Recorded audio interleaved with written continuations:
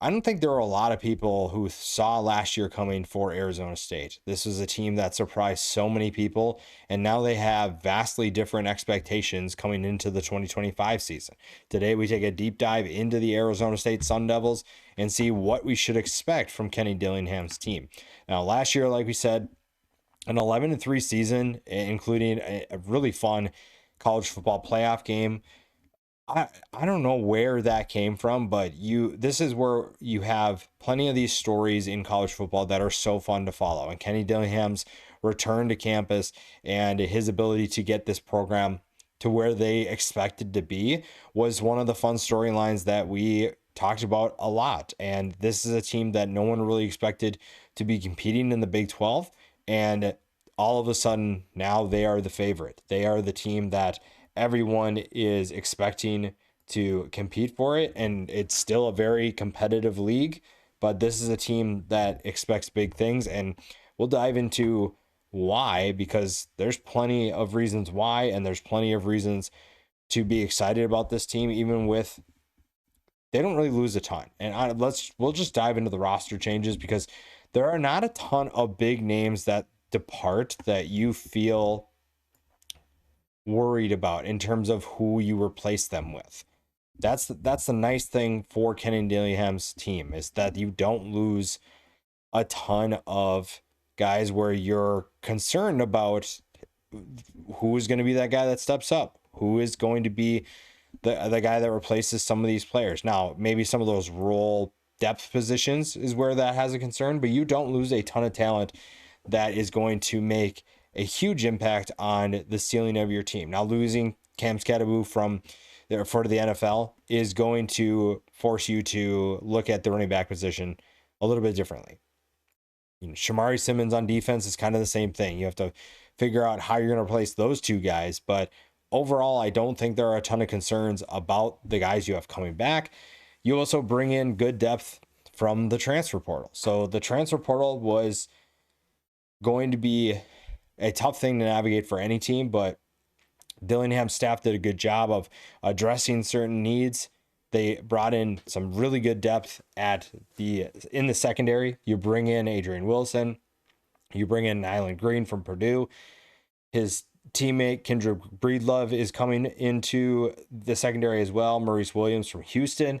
You also bring in a couple of wide receivers that have the potential to start. Jalen Moss will be one of them. Jaron Hamilton and Noble Johnson are two other names to keep an eye on there. You also bring in another pass catcher in Kamari Anderson from Kentucky. So overall, they did a pretty good job of addressing those needs. They didn't have a ton of starting players that they had to replace, but the ones they did, they either had the guys on campus already, brought someone in to do the job there. You bring in a number of players that we'll obviously discuss, and the offense is going to see more of those changes. A number of those changes. The secondary is also a highly changed group outside of the starters, obviously. But this is still a really exciting team, and expectations, like I said, have changed drastically from where we were at the same point last year. And a lot of that had to do with Cam Skattebo, but also a big reason for that was Sam Levitt. Sam Levitt is someone who I think a lot of people just assumed it would take him some time to get acclimated to Arizona State from Michigan State. I don't think a lot of people expected to see what he did. And obviously Skattebo commanded the spotlight for so long, but Sam Levitt deserves a ton of love for what he did last year. Over 2,800 yards, 24 touchdowns. He also ran for 443 yards and 5 more scores. Sam Levitt is one of those guys that, just like his team, saw his stock skyrocket because of his performance and kind of flew under the radar a little bit in a way because of Skattebo. Just there's so many things that he did for this offense where Sam Levitt just kind of just sits back and enjoys the view. But Sam Levitt is a really good quarterback for this team, and he was one of the best additions they had via the transfer portal. That probably doesn't get talked about enough. Now, this year, you maybe expect him to do a little bit more. You maybe have higher expectations for his role in this offense because the rushing attack might look a little different. Behind him, Jeff Sims is back. I'm not sure how Jeff Sims still has eligibility, but Jeff Sims is back. And the drop off from Levitt to Sims obviously is still going to be one where you need Sam Levitt to stay healthy. And the depth behind Sims is even more inexperienced. So there's where you probably have some concerns right off the bat. But Sam Levitt did a good job last year for the most part of staying healthy, giving them the best chance to win, and he needs to do that again. And this passing attack has the ability to be one of the more exciting passing attacks in college football, but you do need certain players to step up. You need certain players to take a step forward. But you have Sam Levitt coming back. You have a guy who's familiar with the offense. His top receiver is coming back. So overall, you don't have a ton of concerns about that group. It's just they might need to do a little bit more while the running backs get things sorted out. Now, bringing in Kanye Udo was a surprise to a lot of people, mostly because you don't see a lot of Service Academy guys hit the transfer portal or go to other schools. It's pretty much that they're going to do their part at those places. And also, I think a lot of people are not the same caliber of athlete necessarily to play at a power forward level. You know, you fit that triple option, that Service Academy style as well as you can. And that's not exactly something that other schools are looking for. Now, Kanye Udo is a solid running back at 6'1", 220. If you're looking for someone who's going to run like Scadaboo, it's going to be Kanye Udo. Over 1,100 yards last year, 6.2 yards per carry, 10 touchdowns. But he's not going to get the number of carries that Cam Scadaboo did. You're going to see a little bit more by committee approach, and that's okay. I think that there is still plenty of talent around to make things really exciting, and there's still plenty of options if you are an Arizona State fan wondering what it's going to look like.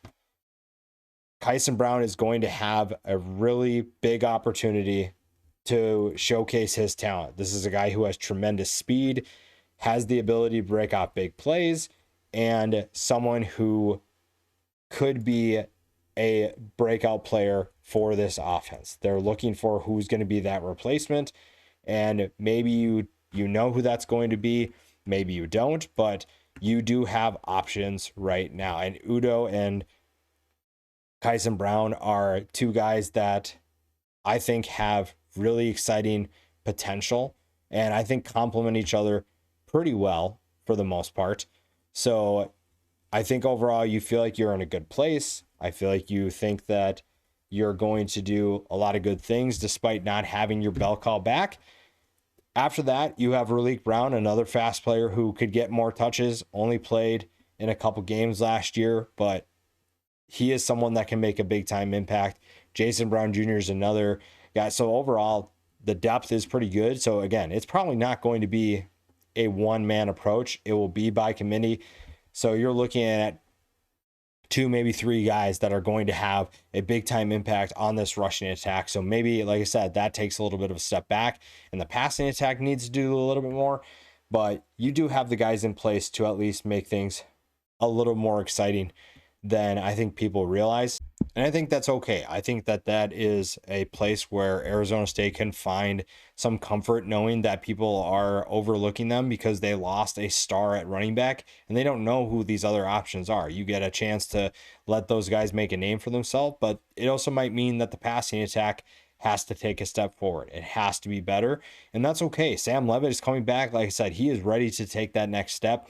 Jordan Tyson is going to return for him. He's his top target from last year, a first-team All-Big 12 selection, 1,100 yards in 2024, 10 touchdowns on 75 catches. Who is going to complement him is probably the biggest question. Maybe it's going to be the tight end that comes back, and Shimon Mateer. We'll talk about more about him in a little bit. That's an underrated option, in my opinion. Maybe it's Malik McLean, a 6'5", 210 option who has explosive abilities, but you obviously want to see that consistently. You bring in Jalen Moss from Fresno State. That's an underrated addition. I don't think Jalen Moss moves the meter for a lot of people in terms of an addition from the transfer portal.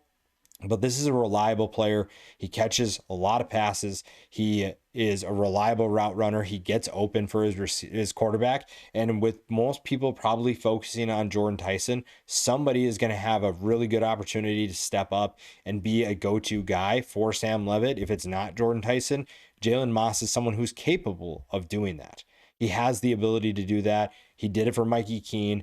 He's done it for his entire career, and now he gets to do it at the Big 12 level and show that, hey, I'm going to have these one-on-one matchups wherever I'm lined up, and I'm going to get open for Sam Levitt. I'm going to get open for my quarterback, and it's going to be really easy for people to find me downfield. Now, another name we talked about is going to be Shimon Mateer. Now, this is a guy who was a second-team All-Big 12 selection last year, a former linebacker who finally has settled into his tight end role really nicely. Former Cincinnati transfer, had 306 yards last year and 5 touchdowns. I think he gets targeted a lot more this year because, again, Jordan Tyson is going to command most of that attention. He's going to be a really exciting player, and teams know that. Teams know that, hey, we got to figure out how to slow him down, how to take him out of the game plan. That opens up opportunities for other guys. Shimon Mateer is one of those guys. The depth at both positions is maybe where you have a question. Jaron Hamilton, Noble Johnson come in from the transfer portal, don't have a ton of production. Maybe a freshman like Chance Abels is going to be able to step up and showcase his talent, but I think you have talent. It's just going to be who will produce. That's probably the biggest question at wide receiver. But again, somebody is going to have really good opportunities as long as Jordan Tyson is on the field. Now, you obviously want to see him healthy. It was kind of a bummer that at the end of the year he wasn't. I think that really affected what this team could do, but this is a resilient team that found ways to be competitive, and they're not going to make excuses for that at all. The tight end position is a little bit more productive. Kamari Anderson comes in from Kentucky, had 5 catches last year. Cameron Harpole, 1 catch last year. So guys that, again, there's a little bit more production. It's not anything crazy, but at least it's more than what the wide receivers bring in. So you have some uncertainty at the wide receiver position, at the tight end position. So depth may be a concern, but I think that they feel like they're in a good place. You have 2 great offensive minds running the show. And overall, I don't think you should be overly concerned about what's going to happen in the passing attack. You have the right pieces coming back, and it's just going to be a matter of who will step up. You have plenty of options. Somebody is bound to figure that out. Now, I'll say another big reason for their success in 2024 is the offensive line. And the offensive line is a great group that has plenty of potential to be just as good as they were in 2024 this year. This is a group that has a lot of exciting players coming back, and 4 of their 5 starters are returning, which is huge, especially when you have a little bit of turnover at certain positions. So losing a good running back means that maybe your offensive line has to open up bigger running lanes for your running backs right now, but I don't think that should be too much of a concern. It's just nice to have some of these guys back. Having Josh Atkins and Ben Coleman on the left side feels like you're in a really good place. I think that the right side is also a solid group that is going to have plenty of success. You'd like to see Kyle Scott stay in the lineup for the entire year. So that's another opportunity for this group to get better. If you're looking for that kind of thing, if you're looking for somebody to step up in a big way, then you can find that in the guys you already have. You're not really worried about the amount of talent you have. You feel like you found a good group of guys that know what to do. Now, you do have a new center coming in. Makua Pule is going to take on a bigger role this year. And fortunately for him, he has 4 guys around him that are going to make his life easier. They're going to get him up to speed. It's just that Sam Levitt also has to get some chemistry with him. He has to understand his importance in the offense. He has to understand the offense to be able to point things out. And overall, I think you're feeling like you're in a pretty good place with the talent you have coming back. The depth behind them is not as experienced, but I think overall maybe you feel like that's okay. You don't necessarily have to worry about some of the guys that are coming back. I think that they did a good job of bringing in a couple players from the transfer portal.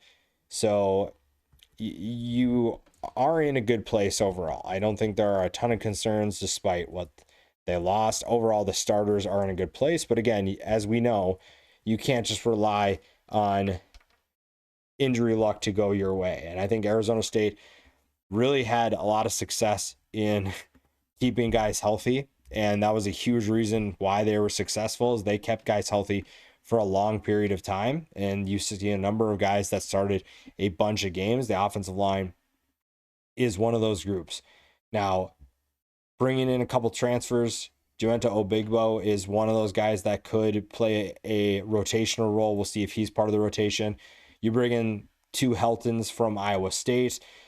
I think overall, this staff has identified the correct talent that has stepped up and played in a big way, and multiple starters are also former transfers. I mean, Josh Atkins bounced around a couple times before he lands at Arizona State and finds his place. That's just a fun story to pay attention to. And this is a group that, if anything, still embraces that underdog role, because I think people still underestimate what they can do, even though they are a team that went to the college football playoff and nearly beat Texas.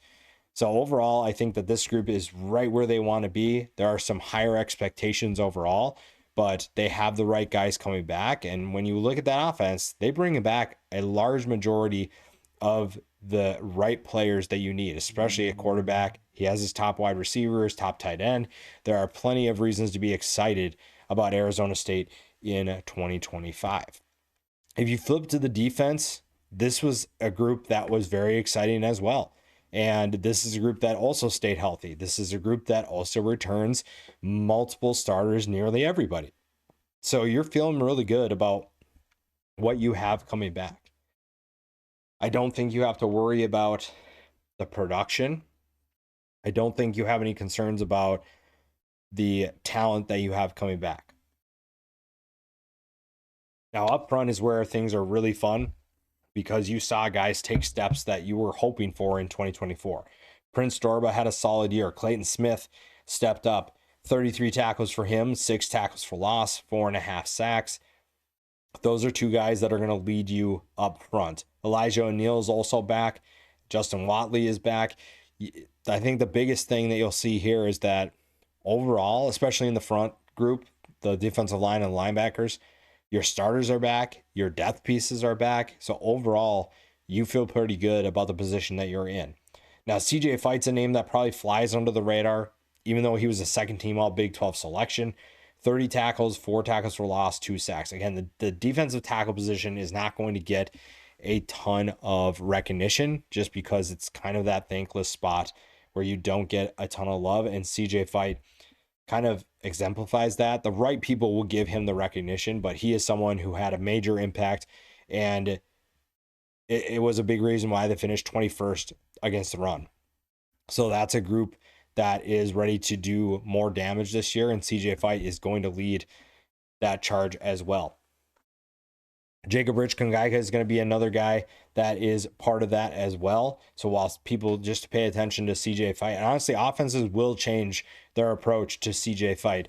So other players are going to have to step up. You also have Zach Swanson coming back with a good depth piece at 17 tackles, 2 tackles for loss. You bring in Michael Gardner from Oregon. So I think that you feel like you're in a good place because you have your starters, because you have good depth. And that's going to be something that's really fun for a team that, again, is looking to make another run at the college football playoff and another run at a Big 12 championship. So you have the right guys in place. Same thing with the linebackers. Keyshawn Elliott and Jordan Crook are back. Big years for both of them. Honestly, Keyshawn Elliott has had quite the journey, and his time at Arizona State has only shown us that his best ball is, honestly, right now. Maybe it still be ahead of him, but right now he's playing really well. 65 tackles, 4 tackles for loss, 2 sacks, second team All Big 12 selection last year. Jordan Crook, 57 tackles, 4 tackles for loss. The depth behind them, like I said before, is going to be good. I think it's good once again. Zaires Fiasio is coming in from San Diego State last year. He came in and he fit in really well. Martell Hughes is another player that stepped up and played well as a young player. Tate Romney and Crew Jackson are two other guys. So the depth at linebacker is in a good place. Now, a lot of that will stem from what the group up front does, and a lot of their success was because the guys up front were doing some damage, but Keyshawn Elliott and Jordan Crook are really good linebackers. I think that Elliott was a problem for a lot of teams last year. A lot of Big 12 teams didn't have an answer for him, and that helped them tremendously. The secondary is kind of more of the same. Now, the depth in the secondary is probably the biggest question on the defense. Who are going to be the guys that step up? You do bring one new face into the starting lineup. Kendrick Breedlove comes in from Purdue. Pretty productive for a bad Purdue team. I think that you also bring in his teammate, Nyland Green. So you feel like you have a bad perception of Purdue, but they did get a couple of players to play at a high level, and now they're obviously on different teams. So it was just a weird season for Purdue, but Arizona State is happy to add both of them to their lineup. Now, the starting lineup that you're familiar with, obviously you lose a guy in Shamari Simmons that allowed you to do a lot of different things. It allowed you to give teams different looks. Now, Breedlove's probably not going to be that kind of guy, but you do return other guys that could potentially do that. Now, the corners are set with Keith Abney as second and Javen Robinson. Those are two guys that picked off 6 passes combined last year. They were very productive, a good group that is going to be tough to pass on. Miles Rouser and Xavier Alford are both back. That was a combination that was very productive. When you look at what they did last year, over 180 tackles combined between the two. They were not afraid to make plays. They were not afraid to make tackles, and they're going to do more of the same. That is going to be the nice thing for that. Now, you did have some concerns about depth, which is why this staff went out and added Adrian Wilson and Maurice Williams at the safety positions. You brought in Nyland Green. You bring in Breedlove. So there were some concerns about maybe who are the guys behind them in case, again, I don't want to jinx it because I don't want injuries to happen to anybody. Injuries are like the worst thing about sports. But I don't know if they're going to have the same injury luck this year. I don't think they're going to be able to stay as healthy as they were last year. When you make a run as long as Arizona State did, that takes a toll on guys' bodies. So you're going to need depth, which they have, and you're going to need guys that can step in and keep that same level of play. I think at certain positions they have that, but if you're looking for a concern with this team, it's going to be, what does the depth look like if they're called upon? And do they have the ability to stay healthy? That's going to be the biggest question that's pointed out by a lot of people. If the answer is yes, you're looking at another year in which they're going to make a run. Now, right now, the over-under is set at 8.5. I think another 10-2 season is probably the ceiling. I would not argue against 11-1. It's just that it's the Big 12, and weird things can happen. I mean, look, Arizona State's the perfect example of that. Weird things can happen when you don't expect them to. And teams that were bad last year aren't necessarily going to be bad the next year. Arizona State's a perfect example of that. But also, we've seen in the Big 12, there are a number of teams that can be competitive. And Arizona State is going to play a bunch of them. Now, starting the year, you go Northern Arizona, at Mississippi State, Texas State. Now, in theory, that should be a 3-0 start, though the Texas State did give them quite a bit of a scare. So maybe that's not as easy as you think. Mississippi State is hoping that they're better, but again, that should be a 3-0 start. You do get Baylor and TCU. Those are two teams that can get Arizona State. They can beat Arizona State. I don't want people thinking that's not possible, because they can. Then you get a bye week before you go to Utah. That's terrifying. Then you host Texas Tech. Those are two teams that are hoping to compete for a Big 12 championship. That's tough. Houston at home could be tough. We'll see. You also have a trip to Iowa State. Then you have a bye week, West Virginia at Colorado, Arizona. So your road games are at Mississippi State. Again, probably should be a win for Arizona State. We'll see what Mississippi State looks like, but that should be a win. At Baylor is tough. playing Utah on the road sounds like a terrible experience, as does going to Iowa State. Those are two very different challenges, and they're just going to be hard to beat. Then you go to Colorado. I don't know what Colorado is going to look like this year, but again, this is the Big 12. The schedule is going to be challenging simply because of that. Now, again, the ceiling to me is 10-2. I do think the floor is 8-4. I don't think the bottom falls off. You're not going to see a major regression, and most of you believe that as well. 74% of you think first through fourth, 21% fifth through eighth, 5% ninth through 12th, 0% 13th through 16th. This is going to be a good year for Arizona State once again. They're going to be competitive in this conference. They are hoping to get back to the Big 12 championship. They are hoping to return to the college football playoff. A lot of that hinges on the depth that they have, certain players needing to step up. How do they replace Cam Scadaboo?